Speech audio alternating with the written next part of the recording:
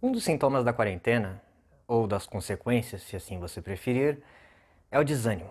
É a sensação de que o tempo simplesmente parou.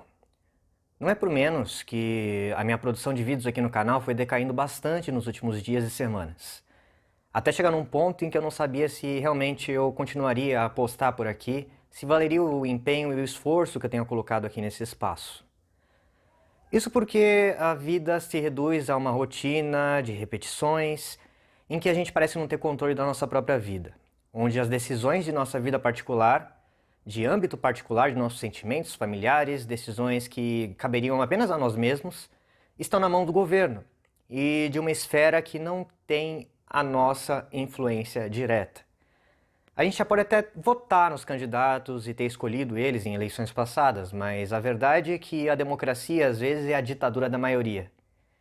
E não é porque o cara tá lá que ele representa ao mesmo tempo todos os cidadãos numa vontade coletiva. Então a gente se sente impotente, na mão de pessoas que controlam nosso destino, e ficamos bravos, muito furiosos. Mas, é claro, não é porque a gente está bravo que a gente tem razão. Não é porque a gente é agredido que tudo que a gente falar vai passar a ser verdade.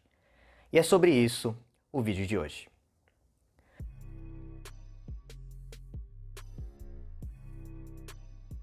Bom, não sendo mais enigmático, o que eu vou falar no vídeo de hoje é sobre um documentário feito pela produtora Brasil Paralelo, mais uma vez, como eu comentei no último vídeo aqui sobre eles, que fala sobre o coronavírus. No caso, eles tiveram um pequeno problema, porque falar sobre o coronavírus aqui na plataforma YouTube leva muitas vezes à restrição do alcance do vídeo. Eu nem sei mesmo se eu vou nomear, né, propriamente como coronavírus, como Covid-19, etc., porque restringe seu alcance. Ou até mesmo é classificado como fake news, dependendo do que você falar. Então há um controle, não só governamental, mas também das plataformas, que tem medo do tipo de informação que está sendo trocada, porque afinal é uma questão que mexe com vidas. E esse documentário do Brasil Paralelo, ele tem um matiz conservador e beira ao negacionismo. No sentido de que ele vai falar de coisas que vão diminuir ou relativizar o problema. Eles até falam no começo que a intenção deles não é desafiar as orientações de saúde pública, mas eles colocam em xeque todas as orientações da saúde pública e toda a figura de autoridade que vem delas. Então, nós temos esse problema. Primeiro de tudo, eu preciso falar que eu não sou contra a existência do documentário. Eu não acho que ele deveria ser censurado, nem ter seu alcance cortado. Mas eu quero trazer para vocês dentro dessa introdução que eu falei. Será que essas 7 denúncias do Brasil Paralelo elas têm a ver com uma crítica justa ou com essa raiva de ter perdido o controle sobre sua própria vida? Pois bem, vamos lá. Como eu disse a vocês, são 7 denúncias. Então é um documentário de mais ou menos 2 horas, que ele é estruturado em torno dessas 7 pautas que são colocadas sobre o que está acontecendo em meio à pandemia. Isso desde o começo do ano, então, em janeiro, ou talvez até dezembro, quando começou as primeiras pesquisas e ameaças de que haveria um vírus ali novo, uma nova forma do SARS, né, o SARS-CoV-2, e até você descobrir então que havia realmente uma doença, a Covid-19, uma doença nova, que estaria se alastrando e teria um perigo de uma pandemia global. Quais são essas 7 denúncias? Eu vou comentar todas elas e falar mais ou menos qual é o argumento do documentário, e é claro, se você quiser, vá direto na fonte, assista e tome suas próprias decisões. A primeira denúncia que eles fazem é sobre a dicotomia entre bem individual e bem coletivo. Para eles, essa dicotomia não existe. Existe uma forma de você perceber claramente onde esses dois se encontram, e para eles é o constitucionalismo. Então, a proteção das liberdades individuais por meio do constitucionalismo mais clássico, que proíbe o Estado de se manter de maneira autoritária sobre os indivíduos, uma ideia que vem lá do absolutismo, onde você define mais ou menos até onde vai o poder do rei e o que ele pode fazer, né? Através da Constituição, quebrando então o constitucionalismo, quebrando o absolutismo e transformando o rei em um salvador da Constituição. E eles colocam que, em nome do bem coletivo, as maiores atrocidades são feitas. E isso é muito perigoso, porque o que eles colocam, mais ou menos, é o argumento de que existiram pandemias ao longo da história, como a gripe espanhola, existe o problema da saúde pública ao longo de toda a nossa trajetória aqui no planeta Terra, porém, a fonte de morte maior da humanidade somos nós, os próprios seres humanos. E como o maior perigo da humanidade é o próprio ser humano, nós temos que ter medo não da doença, mas do que o ser humano pode fazer quando tiver poder. Isso pode ser classificado como um espantalho ou como uma redução ao absurdo, como uma falácia. Então por isso que eu falo para você ver o documentário, mas o que eu entendi do argumento é esse. Eles colocam lá as pilhas de mortes, eles vão, claro, mencionar a União Soviética, tem uma estimativa de 20 a 60 milhões. Olha que grosseiro, 20 a 60 milhões. Quando você tem uma fonte que varia tanto, você deveria ter vergonha de usar esse dado. E é claro que eles colocam para o máximo, né, 60 milhões, como se Stalin tivesse matado 60 milhões de pessoas ao longo da Revolução Russa e o regime stalinista e ditatorial que vinha da ditadura do partido bolchevique, né? De qualquer forma, o argumento é esse. Hitler matou muito, Stalin matou muito, as ditaduras mataram muito, então elas são muito mais perigosas que qualquer doença. Então, se existe um perigo de ditadura, ele é muito mais pernicioso do que um perigo de doença. Esse argumento é meio complicado porque ele leva a gente a relativizar as pilhas de mortes. Isso é uma coisa que você vê muito nos dias de hoje, quando você aponta uma consequência concreta da pandemia. 60 mil pessoas morreram, de fato, no Brasil. Morreram disso. As pessoas mais imbecis vão negar esse dado e falar que existe uma conspiração do Ministério da Saúde e dos secretários de saúde estadual para levantar o número de mortes, mas pelo menos 60 mil pessoas morreram dessa doença. E aí, colocando numa escala de que Stalin matou milhares, parece que tudo é uma grande besteira. De que existe o perigo de uma ditadura que vai matar muito mais se a gente deixar tomar o controle da nossa vida. Então a primeira denúncia deles é: o bem-estar coletivo não existe. Porque ele leva a uma ideologia do coletivismo, onde as pessoas obedecem a um governo autoritário. Então há um perigo de autoritarismo em meio ao coronavírus, que é mais perigoso do que a própria doença. Essa é a primeira denúncia. E como eu disse, esse é o primeiro grande erro do Brasil Paralelo e, pra mim, uma grande sacanagem que pode levar muita gente a falar besteira e relativizar a doença. Então, como eles denunciam essa questão do bem-estar coletivo, eu denuncio eles ao falar que eles estão municiando negacionistas que vão pegar esses margens, esses números, essas cifras e começar a relativizar. Chega num ponto em que, por exemplo, o Átila, ele chegou a... Átila Yamarino, né, especialista, epidemiologista, pós-doutor. Ele falou que poderiam morrer até 1 milhão de pessoas no Brasil caso nada fosse feito. Essa é uma cifra extrapolada, depois foi mudando as margens e até chegou a números mais conservadores. A gente está num ponto em que se o coronavírus não matar 1 milhão de pessoas, tá bom. Se matar 500 mil, tá bom, é metade do que o Átila disse. Se matar 100 mil, ninguém vai ligar. Sério. E vai matar 100 mil, pelo menos, ou 80 mil, né?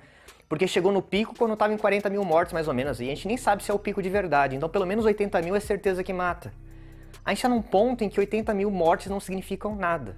Então, esse argumento ele pode até ter o seu verniz de razão, porque existe um perigo de, em situações excepcionais, essa ideia de existir um bem maior conseguir eclipsar liberdades individuais. Mas existe realmente uma ditadura em curso? A ditadura de obrigar você a usar máscara? A ditadura de fechar restaurantes?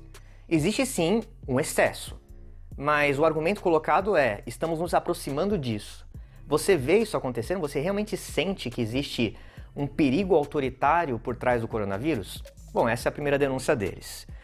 Segunda questão, e aí já começa a ficar mais delicado, é da autoridade científica do governo. Então a primeira denúncia é sobre o bem-estar coletivo, do coletivismo, o perigo de você se entregar para um líder autoritário em tempos de crise. E a segunda denúncia é o governo se apropriar do discurso científico.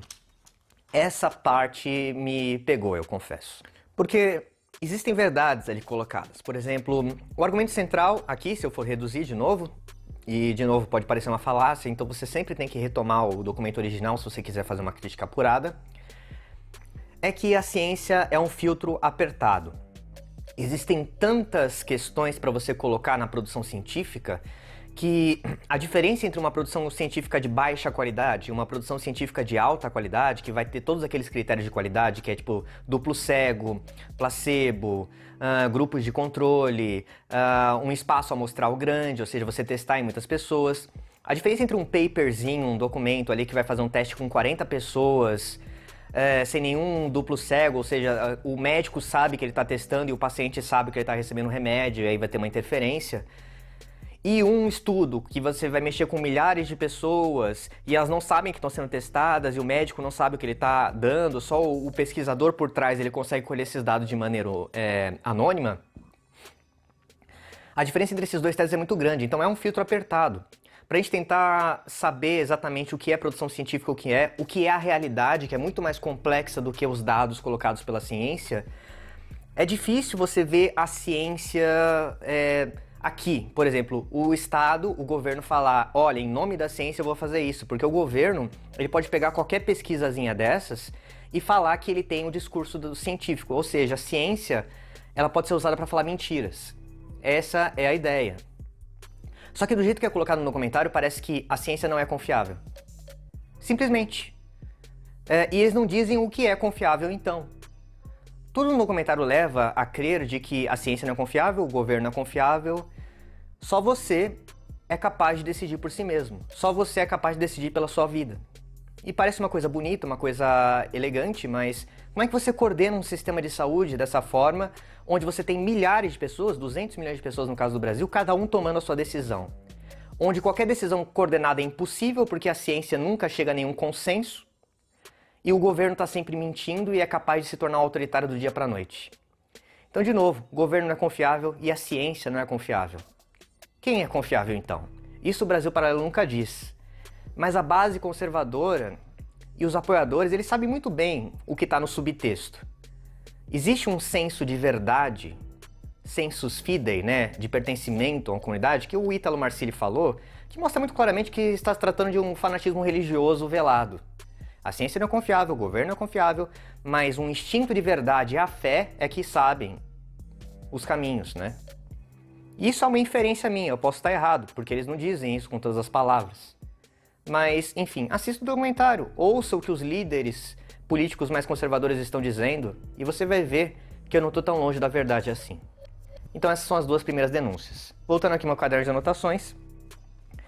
Ah, claro, e como no primeiro eles falaram de Stalin, nesse eles falam dos nazistas. Os nazistas falaram em nome da ciência, então todo governo que fala em nome da ciência é meio nazista. É meio essa ligação que eles tentam fazer na cabeça de vocês. O documentário deles ele é muito bom em apuração de dados, mas ele tenta muito mais mexer com sentimentos do que realmente mostrar a verdade, como foi feito no Pátria Educadora. Mas aqui chega a ser patético esse começo. Como no Pátria Educadora tem alguns momentos que chegam realmente ao malabarismo retórico, ao puro sentimentalismo de trilha sonora para comover e os modelos 3D que eles colocam para encher linguiça, aqui você também sente um pouco disso. O começo do documentário é a coisa mais patética que eu já vi. Uma coisa meio 1984, George Orwell, sendo que esse senso de distopia já está ultrapassado. Mas enfim, continuando.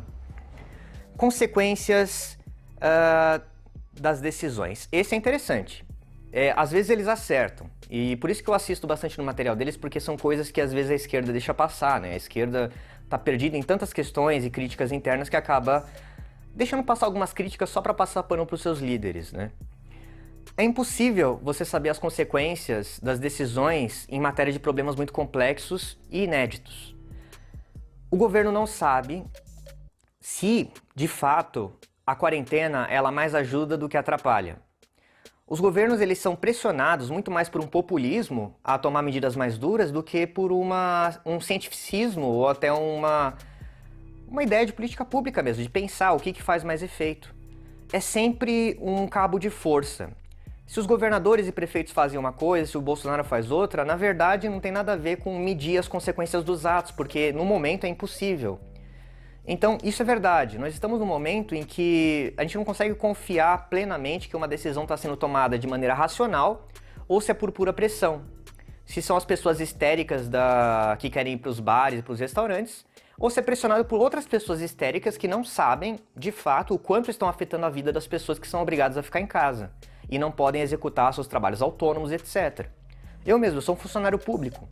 Eu recebo o meu vencimento, faça dia, faça noite, faça sol, faça chuva, porque felizmente o Estado de São Paulo ainda não entrou em crise, né, financeira, então ele paga em dia, mesmo que não tenha o mesmo tipo de atividade econômica rolando aí.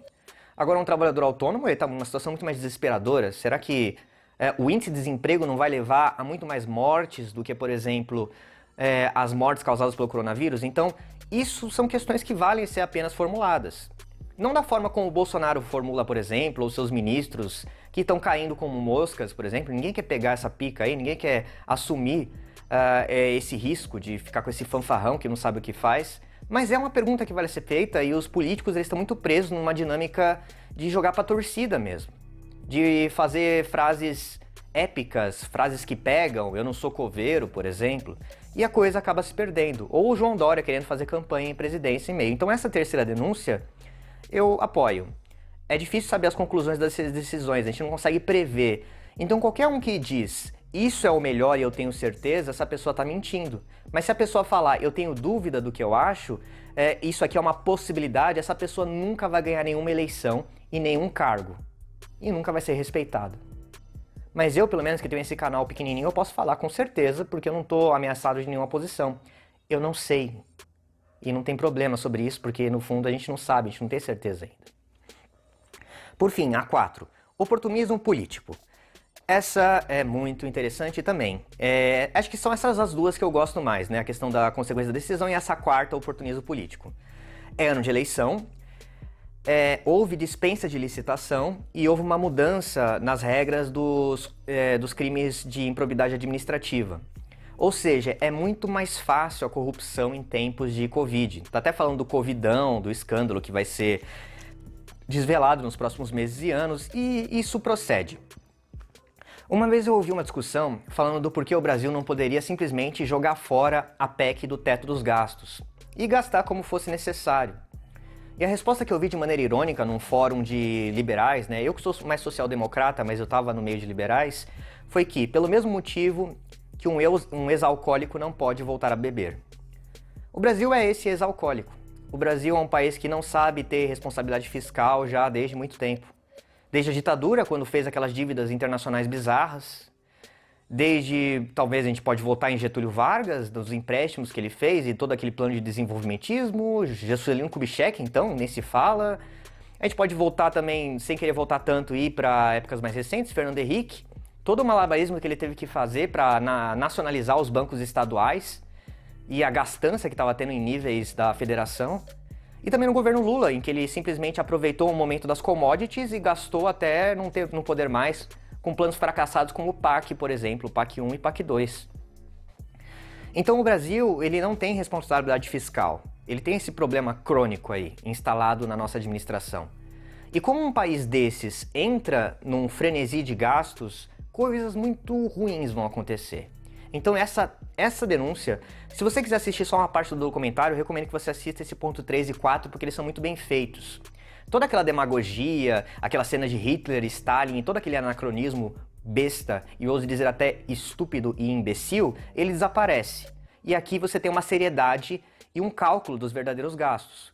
Mas é claro, são só dois, principalmente dois escritores ali responsáveis pela feitura do documentário, e eles fizeram bem rápido, então é claro que não vai ser um trabalho perfeito. Mas esse trabalho é bem sólido. Assim como eu tinha falado que o trabalho de investigação do FNDE, né, do Fundo de Educação, lá do Pátria Educadora Parte 3, ele é muito bem feito também. Quando eles se põem a esse trabalho investigativo e menos demagógico, eles fazem um trabalho muito bom, excelente até eu diria. E aqui eles acertam, porque eles falam dos escândalos, eles comparam preços, eles fornecem dados, e não aqueles palpites tirados de, enfim. O 5. E aí depois eles voltam para, enfim, o discurso conservador liberal deles. Controle da vida privada. Você tem aí uma flexibilização da Constituição. Até certo modo é verdade. A nossa Constituição ela não prevê todas as medidas que o Estado pode tomar em tempos de pandemia. O que foi feito com o fechamento de alguns estabelecimentos é comparável ao estado de sítio. E esse é o tipo de medida que é tomada em tempos de guerra, que deveria ser tomado pelo presidente mediante a autorização do Congresso. Mas não, ele foi feito em nível de prefeitura e governo estadual, sem autorização do governo federal. Então houve uma espécie de ligação direta, um curto-circuito aí. E era uma coisa que não estava prevista na Constituição. Justo a nossa Constituição que tem de tudo lá. Até que o Colégio Dom Pedro tem que ser colégio federal, né? Que é o grande exemplo dos estudos de direito constitucional, né? Do que está lá na nossa Constituição, que ela é muito prolixa, né? E, enfim, o argumento não tem um limite para o controle da vida privada. O governo ele está avançando sobre a vida privada. E isso chega até níveis patéticos. Eles não mencionam isso no documentário. Na verdade, eles têm essa questão que a Constituição ela não prevê e o que leva o sujeito a chegar a níveis absolutamente bizarros e toscos de se revoltar contra o uso da máscara. Eu até entendo que a restrição de movimentação de um cidadão é uma coisa muito delicada e o governo não está tratando com a delicadeza necessária. Ele fala que é pelo bem e não está colocando os pingos nos is, que ele está tirando um direito realmente de fato. Porque fica falando, o direito à vida, mas está tirando o direito à locomoção e o direito aos meios de existência. Então existe realmente um controle da vida privada. Mas algum controle, ele é sempre admissível. Nem todo controle é ditatorial. Tipo o uso das máscaras. E o que vai ter de gente idiota por aí? Querendo se arrogar de que tem o direito de não usar máscara? É só você ver. O Henry Bugalho falou um dia desses aí, num vídeo, de como a população americana chega a ser a níveis infantis. De quanto eles dão chilique quando eles são confrontados para não usar máscaras em público. E é isso que está sendo feito. Está se argumentando que é um controle da vida privada aí, que utiliza a Covid como desculpa. Controle da opinião. E aí essa aí, enfim, né? Fake news. A outra denúncia que eles fazem, aqui já estamos no número 6, é que existe um grande controle da opinião para evitar que as decisões tomadas pelo governo, pela OMS, os consensos científicos, eles não sejam questionados. E isso é meio complicado, porque o que garante a ciência é justamente o mecanismo de revisão por pares. Então é no choque de ideias que a pesquisa científica cresce. E numa sociedade liberal, é também no choque de ideias, na liberdade de expressão, que as ideias ruins são descartadas. Quando não há uma livre discussão, quando o governo decide o que é verdade e o que é mentira, aí nós temos um problema. E recentemente passou a PL, né, o projeto de lei lá do Senado, das fake news. Então, em tese, não deveria haver nenhum controle de fake news. Mesmo que exista disparo em massa, mesmo que existam empresas especializadas em disparar isso, mesmo que exista um uso político disso, essas ideias ruins elas seriam automaticamente eliminadas pelo sistema de troca de ideias. Esse é um ponto controverso, eu admito, mas o que está em jogo no fundo é isso. Existe reconhecidamente empresas especializadas em espalhar boatos, em espalhar injúrias, mentiras, para favorecer determinados candidatos. E de vários do espectro político. O que se está argumentando aqui é que nenhum controle de informação é legítimo, que agências de checagem de fatos são todas compradas pelo governo por uma grande conspiração. Pelo meu tom, você já percebe que eu tendo muito mais para favorecer esses controles, esses fact-checking, né? Essas agências de checagem de dados. Porque, infelizmente, a ignorância tem tomado um ponto absurdo, né? A troca de correntes em WhatsApp e tudo mais. Mas aí você chega num ponto em que, por exemplo, o Brasil Paralelo, eles lançam um documentário que tem os seus problemas, mas chega num nível que eles têm que mudar o título, porque senão eles vão perder o canal deles. Ou perder pelo menos o vídeo, a monetização e o impulso. Tanto que se você for ver lá, eles mudaram as letras para não aparecer Covid-19. Eles escrevem de um outro jeito, eu não lembro agora como é que tá. Eles só falam 7 denúncias. Eu nem sei se eu vou nomear o meu, porque aí o meu vai estar nomeado certo, o deles não. Não sei como é que eu vou fazer com esse vídeo. Então há um controle da opinião. Mas novamente, se eu acho que nós estamos enfrentando um dilema do século, que é a questão de como fazer essa apuração e de como evitar a disseminação de notícias falsas, e de como isso acaba virando um quarto poder na mão de certas pessoas que controlam os meios de comunicação digital, eles não veem como um dilema, eles veem apenas como um braço da ditadura orwelliana. Eles estão preocupados com Orwell quando deviam estar lendo já Admirável Mundo Novo do Huxley, né? Que é o controle pelo prazer e enfim. Mas não vamos entrar nesse discurso ultrapassado. E 7, aí vem aquela loucura olavista do problema nas instituições internacionais. Aí tem aquela questão do déficit democrático. Isso é uma dúvida que tem lá na União Europeia já faz tempo e tem chegado aqui nas terras tupiniquins recentemente. Que é, quem elegeu aqueles burocratas que estão nas organizações internacionais? Quem elegeu o secretário-geral? Quem elegeu os funcionários da OMS? Quem elegeu os conselheiros da ONU, da União Europeia? Tinha até um parlamento do Mercosul? Acho que tem ainda. A indicação, a eleição é muito indireta, então eu, cidadão brasileiro, eu, Luiz, a minha ligação com o representante da OMS, ela é quase nula. Eu até votei num cara, que votou num cara, que votou num cara, e depois chegou nele, na escolha dele, que foi feita lá por eleição da OMS. Mas até chegar nisso, o meu poder ele foi muito reduzido. Há um déficit democrático nas organizações internacionais. Mas as organizações internacionais, elas são interestatais, elas são tão boas quanto os estados que a compõem. Se a China vai pressionar para um lado, os Estados Unidos para o outro, ela vai ser sempre um objeto de joguete dos poderes internacionais. Não é que existe um poder supranacional se organizando. O que existe é um espaço de encontro entre esses poderes nacionais. E para qualquer um que estuda relações internacionais, isso é muito óbvio, né? Exceto pelo chanceler maluco doido lá, o Ernesto Araújo, que é o ministro de Relações Exteriores, né? Que ele é um erudito, mas quando ele começa a falar, parece que ele esquece tudo que ele leu na carreira dele. Mas enfim, são coisas desse governo. Então há esse perigo das organizações internacionais. Aí você vai ver todo tipo de fantasia, de novo, que condiz com a leitura deles olavista de que há um perigo do internacionalismo, aí vem o marxismo cultural, enfim, toda aquela salada. Então, mesmo falando sobre Covid-19, de repente você tem aquele negócio do comunavírus, de um uso do controle das massas, de um plano nos bastidores para controlar as pessoas e toda aquela maracutaia. Mas no meio, como eu disse, você acaba encontrando algumas denúncias pertinentes e comida para o pensamento, né? Como diz a expressão em inglês. Esses são meus apontamentos, as 7 denúncias. Espero não ter me estendido muito. Demorei para fazer esse vídeo, como eu disse, por desânimo. E é claro que eu compartilho de muitos dos sentimentos e conclusões do documentário, mas não todas. E espero ter expressado minimamente bem aqui e de forma razoavelmente respeitosa dentro das minhas possibilidades. Meu nome é Luiz, professor de História da Rede Pública Estadual de Ensino, e este é o Que História é Essa? Vejo vocês na próxima.